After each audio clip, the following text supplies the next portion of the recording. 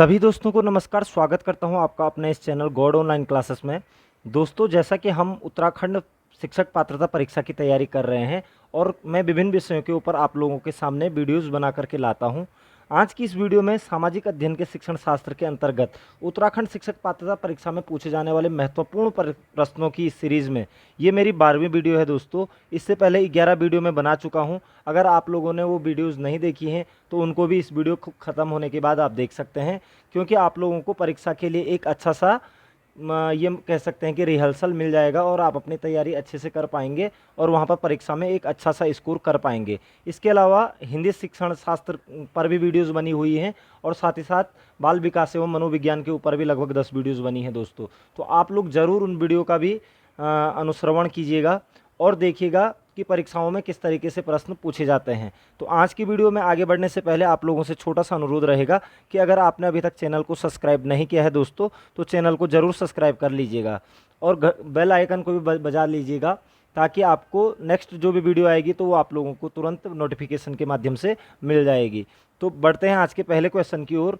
पहला क्वेश्चन आ रहा है दोस्तों कि गुरु नानक का उत्तराधिकारी कौन था। आपको पता है कि सिख धर्म के प्रवर्तक जो थे वो गुरु नानक देव जी थे। ठीक है, तो गुरु नानक के जो उत्तराधिकारी हुए वो कौन थे। यहाँ पर ऑप्शन है गुरु अंगद, गुरु रामदास, गुरु अर्जुन या गुरु हरगोविंद। तो दोस्तों, आपको पता होना चाहिए गुरु नानक के जो उत्तराधिकारी थे, यानी कि सिखों के जो गुरु हुए थे वो हुए थे आपका गुरु अंगद। गुरु अंगद ही गुरु नानक के उत्तराधिकारी बने थे दोस्तों। तो इसमें आपको कोई वहम नहीं होना चाहिए कि गुरु अंगद कौन थे, गुरु नानक के उत्तराधिकारी थे दोस्तों। क्योंकि याद रखने के लिए आप रख लेंगे कि गुरु अंगद क्या थे, गुरु नानक के उत्तराधिकारी थे। नेक्स्ट क्वेश्चन पे चलेंगे दोस्तों। राजा राम मोहन राय संस्थापक थे। अब यहाँ पर ऑप्शन आ रहे हैं कि प्रार्थना समाज के, ब्रह्म समाज के, रामकृष्ण मिशन के या आर्य समाज के। तो दोस्तों, राजा राम मोहन राय ने जो स्थापना की थी वो की थी आपकी यहाँ पर ब्रह्म समाज की स्थापना। किसकी स्थापना की थी? ब्रह्म समाज की स्थापना की थी और ये की थी इन्होंने 1828 ईस्वी में। याद रखेंगे, 1828 ईस्वी में राजा राम मोहन राय ने ब्रह्म समाज की स्थापना की थी। और साथ ही साथ दोस्तों, आपको ये भी याद रखना है कि सती प्रथा को अंत करने में राजा राम मोहन राय ने बहुत बड़ा योगदान दिया था उस समय के जो तत्कालीन गवर्नर थे लॉर्ड विलियम बेंटिक के साथ मिलकर के। तो सती प्रथा के अंत में इनका बहुत बड़ा योगदान रहा। साथ ही साथ इन्होंने ब्रह्म समाज की भी स्थापना 1828 ईस्वी में की थी दोस्तों। नेक्स्ट क्वेश्चन पे चलेंगे दोस्तों। राग मियाँ की मल्हार का रचयिता किसे माना जाता है? तो राग मियाँ की मल्हार एक श्रेष्ठ रचना है हमारे हिंदुस्तान की, जो कि 16वीं सदी में 16वीं सदी के आसपास क्या हुआ था, इसकी रचना हुई थी। तो राग मियाँ की मल्हार के रचयिता किसे माना जाता है? तो यहाँ पर ऑप्शन है तानसेन, बैजू बावड़ा, अमीर खुसरो या स्वामी हरिदास। तो दोस्तों, राग मियाँ की जो मल्हार थी वो लिखी थी आपकी तानसेन ने। याद रखिएगा, तानसेन ने। ठीक है, तानसेन एक बहुत बड़े संगीतज्ञ थे।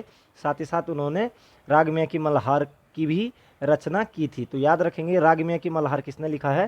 तानसेन ने। ठीक है दोस्तों, और तानसेन आपके किसके शासनकाल में थे? ये आप याद रख सकते हैं, अकबर के टाइम पे। नेक्स्ट क्वेश्चन पे चलेंगे दोस्तों। सिख गुरु अर्जुन देव किसके शासनकाल में थे?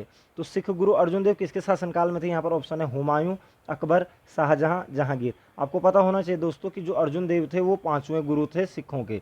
ठीक है, 5वें गुरु थे सिखों के और ये थे आपके जहांगीर के शासनकाल में। किसके शासनकाल में थे अर्जुन देव? जहांगीर के शासनकाल में थे। और जहांगीर ने इन्हें बड़ी यातनाएं दे करके लाहौर में इनको फांसी चढ़वा दिया था, क्योंकि इन पर आरोप था अर्जुन देव पर कि इन्होंने जहांगीर के पुत्र खुर्रम को खुर्रम को राजद्रोह करने के लिए मजबूर किया था। तो जहांगीर के टाइम पे अर्जुन देव थे और अर्जुन देव सिखों के 5वें गुरु थे दोस्तों। ये याद रखेंगे, बहुत इजी क्वेश्चन है लेकिन इंपॉर्टेंट क्वेश्चन है दोस्तों परीक्षा में आने की दृष्टि से। नेक्स्ट क्वेश्चन पे चलेंगे दोस्तों। ज्ञान प्राप्ति से पूर्व महावीर का नाम क्या था? तो बहुत इजी क्वेश्चन है। महावीर आपको पता होना चाहिए दोस्तों कि जैन धर्म के संस्थापक भी माने जाते हैं और अंतिम तीर्थंकर भी माने जाते हैं। तो महावीर का ये भी कह सकते हैं आपकी बचपन का नाम क्या था? तो यहाँ पर ऑप्शन है वर्धमान, अंशुमान, सुधाकर या सोमदत्त। तो दोस्तों, महावीर का जो बचपन का नाम था वो था वर्धमान। याद रखेंगे आप लोग, क्या था? वर्धमान था। ठीक है, वर्धमान महावीर के बचपन का नाम था और ये जैन धर्म के संस्थापक भी रहे हैं दोस्तों। नेक्स्ट क्वेश्चन पे चलेंगे दोस्तों। स्वामी विवेकानंद को विवेकानंद की उपाधि किसने प्रदान की थी? तो स्वामी विवेकानंद का आपको बचपन का नाम पता ही है, नरेंद्र नाथ इनका बचपन का नाम था, नरेंद्र नाथ, कई बार आ जाता है नरेंद्र नाथ, ठीक है। तो स्वामी विवेकानंद यानी कि नरेंद्र नाथ को स्वामी विवेकानंद किसने कहा था? यहाँ पर ऑप्शन आ रहा है महाराजा खेतड़ी ने, महाराजा बड़ौदा ने, रामकृष्ण परमहंस ने, इनमें से कोई नहीं। तो दोस्तों नरेंद्र नाथ को विवेकानंद की जो उपाधि दी थी वो दी थी राजस्थान के महाराजा यानी कि खेतड़ी के जो महाराजा थे, खेतड़ी राजस्थान में पड़ता है, खेतड़ी के महाराजा ने दी थी, याद रखेंगे। खेतड़ी आपका राजस्थान में पड़ता है, यानी कि राजस्थान के खेतड़ी के महाराजा ने नरेंद्र नाथ को विवेकानंद की उपाधि दी थी, ठीक है दोस्तों। नेक्स्ट क्वेश्चन पे चलेंगे दोस्तों। सुप्रसिद्ध उर्दू शायर मिर्ज़ा गालिब कहाँ के मूल निवासी थे? तो मिर्ज़ा गालिब कहाँ के मूल निवासी थे? यहाँ पर ऑप्शन है आगरा, लखनऊ, दिल्ली या लाहौर। तो दोस्तों जो मिर्ज़ा गालिब थे वो मूल निवासी थे आपके आगरा के, याद रखेंगे। आगरा के एक सैनिक परिवार से ये बिलोंग करते थे और आगरा से ही इनका ताल्लुकात था मिर्ज़ा गालिब का। तो मिर्ज़ा गालिब के क्या थे? उर्दू शायर थे और इनका ताल्लुकात कहाँ से था? आगरा से था दोस्तों। नेक्स्ट क्वेश्चन पे चलेंगे दोस्तों। बुद्ध के जीवन की किस घटना को महाभिनिष्क्रमण के रूप में जाना जाता है? तो दोस्तों बुद्ध के जीवन की विभिन्न घटनाओं को विभिन्न नामों से जाना जाता है, लेकिन यहाँ पर पूछा जा रहा है कि जीवन की किस घटना को महाभिनिष्क्रमण के रूप में जाना जाता है। तो यहाँ पर ऑप्शन है उनका महापरिनिर्वाण। महापरिनिर्वाण भी एक घटना है उनके जीवन की, जब उनकी मृत्यु हुई तो उसे महापरिनिर्वाण कहा गया। उनका जन्म, उनका गृहत्याग या उनका प्रबोधन। तो दोस्तों महाभिनिष्क्रमण की जो घटना थी, उनके गृहत्याग की घटना को ही क्या कहा जाता था? महाभिनिष्क्रमण, याद रखेंगे, ठीक है।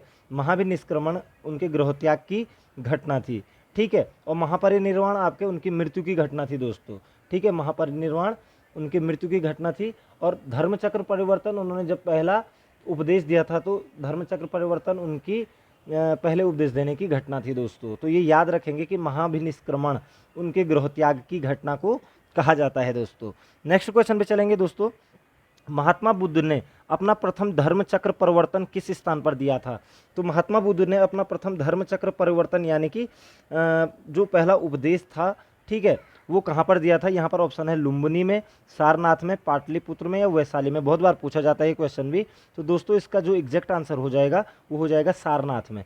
सारनाथ में महात्मा बुद्ध ने अपना पहला उपदेश दिया था, यानी कि प्रथम धर्मचक्र परिवर्तन दिया था दोस्तों, ठीक है। तो सारनाथ आप याद रख लेंगे। नेक्स्ट क्वेश्चन पे चलेंगे। कर्मणैवाधिकारस्ते मा फलेषु कदाचन किस धर्म ग्रंथ की उक्ति है? किस धर्म ग्रंथ में ये लिखा है कर्मणैवाधिकारस्ते मा फलेषु कदाचन? तो यहाँ पर है श्रीमद् भागवत गीता, रामचरितमानस, रामायण या जयद्रथ वध। तो दोस्तों कर्मणैवाधिकारस्ते मा फलेषु कदाचन लिखा है श्रीमद् भागवत गीता में। और श्रीमद् भागवत गीता किसने लिखी है? कृष्ण द्वैपायन वेद व्यास जी ने, ठीक है ना। तो वेद व्यास जी ने श्रीमद् भागवत गीता भी लिखी है, ठीक है। तो कर्मणैवाधिकारस्ते मा फलेषु कदाचन, कर्म करते जाओ, फल की इच्छा मत रखो, कृष्ण ने अर्जुन को समझाया था। नेक्स्ट क्वेश्चन पे चलेंगे दोस्तों। भारत के संविधान में भारत को माना गया है, अब यहाँ पर से संवैधानिक प्रश्न आ रहे हैं। भारत के संविधान में भारत को माना गया है एक अर्धसंघ, स्वतंत्र राज्यों का एक संघ, राज्यों का एक यूनियन, इनमें से कोई नहीं। तो यूनियन का मतलब भी हिंदी में संघ होता है दोस्तों, ठीक है। तो राज्यों का एक संघ यानी कि राज्यों का एक यूनियन माना गया है भारतीय संविधान में, ठीक है। भारत को राज्यों का संघ बताया गया है, यानी कि राज्यों का एक यूनियन बताया गया है भारत को, ठीक है दोस्तों। ये याद रखेंगे, बहुत बार पूछा जाता है, इंपॉर्टेंट क्वेश्चन है, ठीक है। नेक्स्ट क्वेश्चन पे चलेंगे दोस्तों। भारतीय संविधान के संदर्भ में कहा जाता है कि यह मौलिक संविधान है, वकीलों का स्वर्ग है, विकासशील संविधान है, तानाशाही संविधान है। तो दोस्तों भारतीय संविधान के संदर्भ में यही कहा जाता है कि यह वकीलों का स्वर्ग है। क्योंकि वकीलों का स्वर्ग इसको इसलिए कहा जाता है भारतीय संविधान को, क्योंकि जिन लोगों ने क्या किया था, भारतीय संविधान का निर्माण किया था, वे उनमें से अधिकतर लोग यानी कि ज़्यादातर लोग बैरिस्टर थे, यानी कि वकील थे। इसीलिए भारतीय संविधान को वकीलों का स्वर्ग भी कहा जाता है दोस्तों। नेक्स्ट क्वेश्चन पे चलेंगे दोस्तों। भारतीय संविधान पर सबसे अधिक प्रभाव किसका पड़ा है? ठीक है, तो भारतीय संविधान पर सबसे अधिक प्रभाव किसका पड़ा है? भारत सरकार अधिनियम 1935 का, ब्रिटेन के संविधान का, संयुक्त राज्य अमेरिका के संविधान का या कनाडा के संविधान का। तो दोस्तों भारतीय संविधान पर सबसे अधिक प्रभाव जो पड़ा है वो पड़ा है भारत सरकार अधिनियम 1935 का। क्योंकि सबसे ज़्यादा चीज़ें भारतीय संविधान में इसी भारत सरकार अधिनियम 1935 से ही लिया गया है, क्योंकि उस समय हम अंग्रेजों के गुलाम थे और उन्होंने एक भारत सरकार अधिनियम यानी कि भारत में शासन व्यवस्था किस प्रकार से होगी उसके लिए एक अधिनियम भेजा था 1935 का। तो इसी का सबसे ज़्यादा प्रभाव पड़ा है, यानी कि इससे ही अधिक से अधिक चीज़ें ली गई हैं भारतीय संविधान में दोस्तों। नेक्स्ट क्वेश्चन पे चलेंगे दोस्तों, भारतीय संविधान की कौन सी विशेष व्यवस्था इंग्लैंड से ली गई है? तो भारतीय संविधान की कौन सी विशेष व्यवस्था इंग्लैंड से ली गई है? ऑप्शन है संसदीय प्रणाली, संघीय प्रणाली, मूल अधिकार या सर्वोच्च न्यायपालिका। ठीक है, तो दोस्तों यहाँ पर जो संविधान की कौन सी विशेषता इंग्लैंड से ली गई है, तो संसदीय प्रणाली को कहाँ से लिया गया है? इंग्लैंड से लिया गया है दोस्तों, याद रखेंगे। संसदीय प्रणाली को कहाँ से लिया गया है? इंग्लैंड। वहाँ पर 2 हाउस चलते हैं, ठीक है ना, और वही व्यवस्था संसदीय प्रणाली भारत में इंग्लैंड से ली गई है। जबकि संघीय प्रणाली भारत में कहाँ से ली गई है? ये कनाडा के संविधान से ली गई है दोस्तों, याद रखेंगे, कनाडा के संविधान से। मूल अधिकार आपके अमेरिका के संविधान यानी कि यूएसए से लिए गए हैं मूल अधिकार, ठीक है, और सर्वोच्च न्यायपालिका भी अमेरिका के संविधान से ली गई है। तो इस तरीके से अगर कोई भी चीज़ पूछ ली जाती है आप लोगों से तो आप आंसर दे सकते हैं। तो संसदीय प्रणाली आपकी इंग्लैंड से ली गई है, संघीय प्रणाली आपकी कनाडा से ली गई है, मूल अधिकार आपके अमेरिका से, और सर्वोच्च न्यायपालिका भी आपकी अमेरिका के संविधान से ली गई है दोस्तों। नेक्स्ट क्वेश्चन पे चलेंगे दोस्तों, भारतीय संविधान में समवर्ती सूची की अवधारणा ली है। आपको पता होना चाहिए दोस्तों कि जो समवर्ती सूची है वो जो भारतीय संविधान की अनुसूचियां हैं, अनुसूची 7 में समवर्ती सूची का वर्णन किया गया है। राज्य सूची, केंद्र सूची, संघ सूची, राज्य सूची और समवर्ती सूची होती है। और समवर्ती सूची क्या होती है? के अंतर्गत वो भी सही आते हैं जिस पर राज्य और केंद्र दोनों ही क्या बना सकते हैं? कानून बना सकते हैं। तो ये समवर्ती सूची की अवधारणा किस देश के संविधान से ली गई है? यहाँ पर ऑप्शन है कनाडा, ऑस्ट्रेलिया, यूएसए या ब्रिटेन। तो दोस्तों समवर्ती सूची की जो अवधारणा ली गई है वो ली गई है ऑस्ट्रेलिया के संविधान से, याद रखेंगे। समवर्ती सूची की अवधारणा किस देश के संविधान से ली गई है? ऑस्ट्रेलिया के संविधान से ली गई है दोस्तों।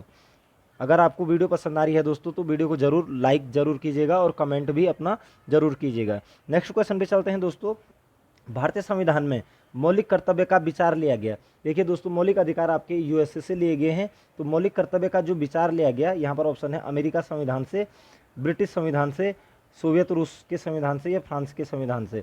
तो मौलिक कर्तव्य जो लिए गए हैं दोस्तों वो सोवियत रूस के संविधान से लिए गए हैं दोस्तों। और वर्तमान में मौलिक कर्तव्यों की संख्या 11 है, याद रखेंगे। मूल संविधान में 10 थे और अभी 11 हो चुके हैं, ठीक है। तो मौलिक कर्तव्य का विचार कहाँ से लिया गया है? सोवियत रूस के संविधान से। और मौलिक अधिकारों की अगर बात की जाए तो औस्य अधिकार, औस्य अमेरिका कई बार बोलता रहता हूँ मैं, तो अमेरिका के संविधान से ली गई है दोस्तों। नेक्स्ट क्वेश्चन पे चलेंगे दोस्तों, भारतीय संविधान में आपात संबंधी उपबंध भारत शासन अधिनियम 1935 और देश के संविधान से लिया गया है, ठीक है। तो आपात संबंधी उपबंध किस देश के संविधान से लिए गए हैं? ठीक है, तो यहाँ पर है दक्षिण अफ्रीका के संविधान से, जर्मनी के बीमर संविधान से, कनाडा से या पूर्व सोवियत संघ से, ठीक है। तो जर्मनी के बीमर संविधान से क्या लिए गए हैं? आपात उपबंध लिए गए हैं दोस्तों। जबकि दक्षिण अफ्रीका से संविधान संशोधन की प्रक्रिया ली गई है। आप याद रख सकते हैं, संविधान संशोधन की जो प्रक्रिया है वो कहाँ से ली गई है दोस्तों? दक्षिण अफ्रीका के संविधान से। जर्मनी के बीमर संविधान से आपका आपात उपबंध लिए गए हैं। कनाडा से आपको पता ही है दोस्तों कि संघीय व्यवस्था ली गई है। और पूर्व सोवियत संघ से आपके मौलिक कर्तव्य लिए गए हैं दोस्तों। तो जर्मनी के बीमर संविधान से क्या लिए गए हैं? आपात संबंधी उपबंध लिए गए हैं, ठीक है। तो नेक्स्ट क्वेश्चन पे चलेंगे, संविधान सभा द्वारा अंतिम रूप से पारित संविधान में कुल कितने अनुच्छेद तथा अनुसूचियां हैं? यानी कि जो मूल संविधान बना था 1950 में, उस समय कितने अनुच्छेद और कितनी अनुसूचियां थी? तो ऑप्शन यहाँ पर मैं सीधा डायरेक्ट आपको आंसर बता देता हूँ कि 395 अनुच्छेद थे और 8 अनुसूचियां थी दोस्तों। कितने थे? 395 अनुच्छेद और 8 अनुसूचियां। लेकिन अगर वर्तमान की बात करूँ, संविधान संशोधन हो करके अभी लगभग 348 तो हमारे 448 आपके क्या हो चुके हैं? अनुच्छेद हो चुके हैं, जबकि अनुसूचियों की संख्या 12 हो चुकी है दोस्तों, याद रखेंगे। तो 448 अनुच्छेद वर्तमान में है और 12 अनुसूचियाँ। लेकिन मूल संविधान में 395 अनुच्छेद थे और 8 अनुसूचियाँ थी दोस्तों, ये चीज़ आप क्लियर रखेंगे। नेक्स्ट क्वेश्चन पे चलेंगे दोस्तों, संविधान के किस अनुच्छेद में यह अंकित है कि इंडिया अर्थात भारत राज्यों का एक संघ होगा? संविधान में यही बात लिखी है कि भारत राज्यों का क्या होगा? एक संघ होगा। तो ये कौन से अनुच्छेद में लिखा गया है? तो यहाँ पे है अनुच्छेद 1, अनुच्छेद 2, अनुच्छेद 3, अनुच्छेद 4। तो दोस्तों ये अनुच्छेद 1 में ही लिखा गया है कि भारत राज्यों का क्या होगा? एक संघ होगा, भारत राज्यों का एक संघ होगा। ये अनुच्छेद 1 में लिखा गया है दोस्तों। ठीक हो गया, आपके समझ में आ गया होगा। नेक्स्ट क्वेश्चन पे चलते हैं दोस्तों। भारतीय संविधान के किस अनुच्छेद में नागरिकता संबंधी प्रावधान है? ठीक है, तो अनुच्छेद किन अनुच्छेदों में नागरिकता संबंधी प्रावधान है? तो आपको बता दूं कि भाग 1 से 4 तक है, जिसमें कि राज्य और उसके संघीय क्षेत्र हैं। जो भाग 2 है दोस्तों, भाग 2 वो है आपका अनुच्छेद 5 से 11 तक, और इसी 5 से 11 में ही नागरिकता संबंधी क्या किए गए हैं? प्रावधान किए गए हैं। तो इसका आंसर हो जाएगा अनुच्छेद 5 से 11 में भारतीय नागरिकों के लिए नागरिकता संबंधी प्रावधान किए गए हैं दोस्तों। ठीक है, और ये किस में है? भाग 2 में। कभी कभार भाग पूछ लेता है कि भारतीय संविधान के किस भाग में नागरिकता संबंधी प्रावधान है, तो भाग 2 में है दोस्तों। नेक्स्ट क्वेश्चन पे चलेंगे दोस्तों। भारत और पाकिस्तान के बीच की सीमा का निर्धारण किसने किया था? तो भारत और पाकिस्तान के बीच आपको पता है रेड क्लिप रेखा है। ठीक है, और रेड क्लिप रेखा है, तो इसकी जो निर्धारण किया गया था वो किया गया था दोस्तों रेड क्लिप रेखा का 17 अगस्त 1947 को, 17 अगस्त 1947 को दोस्तों। ठीक है, और ये किसने किया था निर्धारण? तो यहाँ पर है lord Mountbatten, sir Cyril John Radcliffe, sir Stafford Radcliffe और लॉरिस। यहाँ पर रेडक्लिफ 2 बार आ गया है दोस्तों, तो आप याद रखेंगे सर सिरिल जॉन रेडक्लिफ ने निर्धारण किया था भारत और पाकिस्तान के बीच रेड क्लिप रेखा का। सर सिरिल जॉन रेडक्लिफ ने रेड क्लिप रेखा का निर्धारण किया था दोस्तों। नेक्स्ट क्वेश्चन पे चलेंगे। डूरंड लाइन निम्नलिखित में किन दो देशों के बीच की सीमा है? तो डूरंड रेखा भारत और पाकिस्तान, पाकिस्तान और अफगानिस्तान, भारत और चीन, संयुक्त राज्य अमेरिका और मैक्सिको। तो दोस्तों डूरंड लाइन जो थी वो 1893 ईस्वी में, ठीक है, बनाई गई थी। लॉर्ड लैंसडाउन का टाइम था उस समय। ठीक है, तो पाकिस्तान और अफगानिस्तान के मध्य, यानी कि उस समय तो भारत और अफगानिस्तान मान सकते हैं क्योंकि उस समय पाकिस्तान भारत का हिस्सा था, लेकिन अब ऑप्शन में यही मिलेगा आपको कि पाकिस्तान और अफगानिस्तान के मध्य कौन सी सीमा रेखा है? तो आप कहेंगे डूरंड लाइन या डूरंड रेखा। ठीक है दोस्तों, और कब खींची गई थी? 1893 ईस्वी में खींची गई थी। ठीक है, नेक्स्ट क्वेश्चन पे चलेंगे। किस महाद्वीप को श्वेत महाद्वीप के नाम से भी जाना जाता है? अब यहाँ पर ज्योग्राफी के ऊपर कुछ क्वेश्चन आ गए हैं। किस महाद्वीप को श्वेत महाद्वीप के नाम से जाना जाता है? तो ऑप्शन ए है यूरोप, अफ्रीका, ऑस्ट्रेलिया या अंटार्कटिका। तो श्वेत का मतलब सफ़ेद, और सफ़ेद का मतलब हो गया बर्फ, बर्फ से ढका हुआ, यानी कि अंटार्कटिका को क्या कहा जाता है? श्वेत महाद्वीप के नाम से जाना जाता है दोस्तों। याद रखेंगे इस चीज़ को। ठीक है, और विश्व का क्षेत्रफल की दृष्टि से 5वां सबसे बड़ा महाद्वीप भी अंटार्कटिका है दोस्तों। ठीक है, यूरोप और ऑस्ट्रेलिया इससे छोटे हैं। नेक्स्ट क्वेश्चन पे चलेंगे दोस्तों। किस महाद्वीप को प्रायद्वीपीय महाद्वीप के नाम से भी जाना जाता है? तो प्रायद्वीप, सबसे पहले प्रायद्वीप किसे कहते हैं? प्रायद्वीप का मतलब होता है जमीन का वो हिस्सा जो 3 ओर से पानी से घिरा हो, इधर इधर और नीचे। जैसे भारत क्या है? एक प्रायद्वीप है। तो किस महाद्वीप को प्रायद्वीपीय महाद्वीप के नाम से जाना जाता है? तो यहाँ पर ऑप्शन है एशिया, यूरोप, ऑस्ट्रेलिया या अफ्रीका। तो प्रायद्वीपीय महाद्वीप के नाम से जो जाना जाता है दोस्तों, वो जाना जाता है यूरोप महाद्वीप को, क्योंकि यूरोप के अधिकांश देश समुद्र तट से लगे हुए हैं और उनके 3 ओर से क्या है? पानी से घिरे हुए हैं। वो 3 ओर से क्या है? जैसे भारत 3 ओर से पानी से घिरा हुआ है, उसी प्रकार से यूरोप के अधिकांश देश 3 ओर से पानी से घिरे हुए हैं। इसलिए यूरोप महाद्वीप को प्रायद्वीपीय महाद्वीप के नाम से भी जाना जाता है दोस्तों। नेक्स्ट क्वेश्चन पे चलेंगे दोस्तों। निम्नलिखित में से किस महाद्वीप को उसके काफ़ी बड़े भाग में वर्षा की कम मात्रा की प्राप्ति के कारण प्यासी भूमि का महाद्वीप भी कहा जाता है? तो प्यासी भूमि का महाद्वीप किसे कहा जाता है? बहुत बार पूछा जाता है ये भी। ठीक है, तो यहाँ पर ऑप्शन है एशिया महाद्वीप, अफ्रीका महाद्वीप, यूरोप महाद्वीप या ऑस्ट्रेलिया महाद्वीप। ठीक है, तो प्यासी भूमि का जो महाद्वीप है दोस्तों वो कहलाता है ऑस्ट्रेलिया। ऑस्ट्रेलिया का एक बहुत बड़ा भूभाग क्या है? आपका मरुस्थलीय है, जिसको कि हम ऑस्ट्रेलिया महाद्वीप भी कहते हैं। इसके अंतर्गत विक्टोरिया मरुस्थल, गिब्सन, ठीक है ना, सैंडी, इस तरीके के मरुस्थलों के नाम है यहाँ पर। ठीक है, ये ऑस्ट्रेलिया मरुस्थल के लिए जाने जाते हैं। तो ये वहाँ पर मरुस्थल रहेगा तो पानी नहीं होगा, इसलिए प्यासी भूमि का महाद्वीप भी ऑस्ट्रेलिया को कहा जाता है दोस्तों। याद रखेंगे कि प्यासी भूमि का महाद्वीप किसे कहा जाता है? ऑस्ट्रेलिया को। और साथ ही साथ द्वीपीय महाद्वीप की भी संज्ञा दी जाती है इसको, क्योंकि ऑस्ट्रेलिया महाद्वीप अपने आप में एक देश भी है, और साथ ही साथ उसके साथ जो द्वीपीय कुछ देश हैं, टोटल 21-22 देश हैं। ठीक है, तो चारों तरफ से समुद्र से घिरा हुआ है, इसलिए द्वीपीय महाद्वीप भी कहा जाता है ऑस्ट्रेलिया महाद्वीप को। ठीक है, नेक्स्ट क्वेश्चन पे चलते हैं दोस्तों। निम्नलिखित में से किस महाद्वीप से होकर कर्क, विषुवत और मकर रेखा तीनों गुजरती हैं? तो दोस्तों आप लोगों ने देखा होगा, अगर आपने ग्लोब या मानचित्र देखा होगा तो इस तरीके से आपका अफ्रीका महाद्वीप आ जाता है, जिसमें आपकी कर्क रेखा, विषुवत रेखा और मकर रेखा तीनों ही गुजरती हैं। तो इसका आंसर सीधा सीधा हो जाएगा अफ्रीका महाद्वीप। अफ्रीका महाद्वीप से कर्क, विषुवत और मकर तीनों ही रेखाएं गुजरती हैं दोस्तों। नेक्स्ट क्वेश्चन पे चलेंगे दोस्तों। यूरोप की कौन सी नदी कोयला नदी के नाम से भी जानी जाती है? तो कोयला नदी के नाम से यूरोप की कौन सी नदी जानी जाती है? ऑप्शन है टेम्स, राइन, रोन या एल्ब। ठीक है, तो दोस्तों जो कोयला नदी के नाम से जानी जाती है वो जानी जाती है राइन नदी, क्योंकि इस राइन नदी से ही कोयले का सबसे ज़्यादा व्यापार किया जाता है दोस्तों यूरोप महाद्वीप में, और कोयले के व्यापार के कारण ही इस राइन नदी को क्या कहा जाता है? कोयला नदी के नाम से भी जाना जाता है। नेक्स्ट क्वेश्चन पे चलेंगे। क्षेत्रफल की दृष्टि से विश्व का सबसे बड़ा भू आवेष्टित देश यानी कि लैंड लॉक्ड कंट्री कौन सी है? लैंड लॉक कंट्री क्या होती है दोस्तों? बाई चांस ये कोई देश है और इसके चारों तरफ से कोई समुद्र सीमा नहीं है और अलग अलग देश फिर से बन गए। ठीक है, यानी कि ये भूमि से ही घिर गया। तो ऐसे बहुत सारे देश हैं दुनिया में कि जो चारों तरफ से किसी अन्य देशों से घिरे हुए हैं, यानी कि समुद्र से कहीं भी उनका टच नहीं है। तो ऐसे देशों को ही क्या कहा जाता है? भू आवेष्टित देश या फिर लैंड लॉक कंट्री कहते हैं। ठीक है, तो विश्व का सबसे बड़ा भू आवेष्टित देश यानी कि लैंड लॉक कंट्री कौन सी है? ठीक है, यहाँ पर ऑप्शन है जेरे, जाम्बिया, कजाकिस्तान या नाइजर। तो देखिए दोस्तों, विश्व का जो सबसे बड़ा भू आवेष्टित देश है वो है कजाकिस्तान, और ये पूर्व सोवियत रूस का हिस्सा था पहले। ठीक है, तो कजाकिस्तान के चारों तरफ कोई ना कोई देश लगे हुए हैं और इसलिए विश्व का सबसे बड़ा क्या है? भू आवेष्टित देश है दोस्तों। नेक्स्ट क्वेश्चन पे चलेंगे दोस्तों। सर्वाधिक संख्या में स्थलरुद्ध देश किस महाद्वीप में है? तो सर्वाधिक संख्या में स्थलरुद्ध देश किस महाद्वीप में है? अगर आप मानचित्र को थोड़ा से गौर से देखेंगे तो आपको साफ दिख जाएंगे। ठीक है, तो दक्षिण अमेरिका, यूरोप, अफ्रीका या एशिया। तो दोस्तों सबसे ज़्यादा स्थलरुद्ध देशों की जो संख्या है वो अफ्रीका महाद्वीप में है, याद रखेंगे। इसे काला महाद्वीप या अंध महाद्वीप भी कहा जाता है।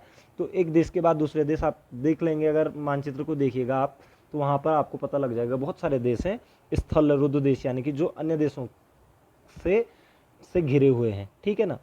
नेक्स्ट क्वेश्चन पे चलेंगे। दक्षिण अमेरिका के शीतोष्ण घास मैदानों को क्या कहा जाता है? यानी कि दक्षिण अमेरिका में शीतोष्ण घास के जो मैदान होते हैं उन्हें क्या कहा जाता है? जैसे उत्तराखंड में घास के मैदानों को क्या कहा जाता है? बुग्याल कहा जाता है। वैसे दक्षिण अमेरिका के शीतोष्ण घास के मैदानों को क्या कहा जाता है?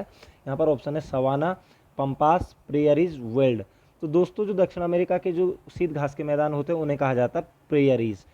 ठीक है, और प्रेयरीज जो घास के मैदान, सॉरी दोस्तों, प्रेयरीज नहीं कहा जाता है, उनको कहा जाता है पंपास। क्या कहा जाता है? पंपास का, दक्षिण अमेरिका में। और ये पंपास जो घास के मैदान होते हैं ये पाए जाते हैं अर्जेंटीना में। कहाँ पाए जाते हैं? अर्जेंटीना। अर्जेंटीना एक दक्षिण अमेरिका की कंट्री है, वहाँ पर के घास के मैदानों को पंपास कहा जाता है। अब यहाँ पर अन्य घास के मैदानों को भी क्लियर कर देता हूँ। सवाना आपका अफ्रीका महाद्वीप में पाए जाने वाले घास के मैदान होते हैं, ये भूमध्य रेखीय घास के मैदान है, सवाना टाइप। ठीक है ना। उसके बाद प्रेयरी जो घास के मैदान है, शीतोष्ण घास के मैदान है ये, और ये जो प्रेयरीज घास के मैदान है ये उत्तरी अमेरिका में पाए जाते हैं दोस्तों, उत्तरी अमेरिका में, याद रखेंगे, उत्तरी अमेरिका में पाए जाते हैं, जबकि दक्षिण अमेरिका में पंपास पाया जाता है। और वर्ल्ड घास के जो मैदान होते हैं दोस्तों वो पाए जाते हैं आपके ऑस्ट्रेलिया में। ठीक है दोस्तों, तो ऑस्ट्रेलिया में वर्ल्ड घास के मैदान भी पाए जाते हैं। तो इस प्रकार से घास के मैदानों से भी एक क्वेश्चन, स्टेपीज घास के मैदान एशिया में पाए जाते हैं, मध्य एशिया में। ठीक है ना। सवाना आपके अफ्रीका महाद्वीप में हो गए। तो इस प्रकार से बहुत सारे घास के मैदान पाए जाते हैं दोस्तों। तो आशा करता हूँ कि आपको वीडियो पसंद आई होगी दोस्तों। अगर आपको कहीं पर कोई दिक्कत होती है तो मुझे ज़रूर कमेंट सेक्शन में लिखिएगा। वीडियो को शेयर, लाइक और कमेंट ज़रूर कीजिएगा।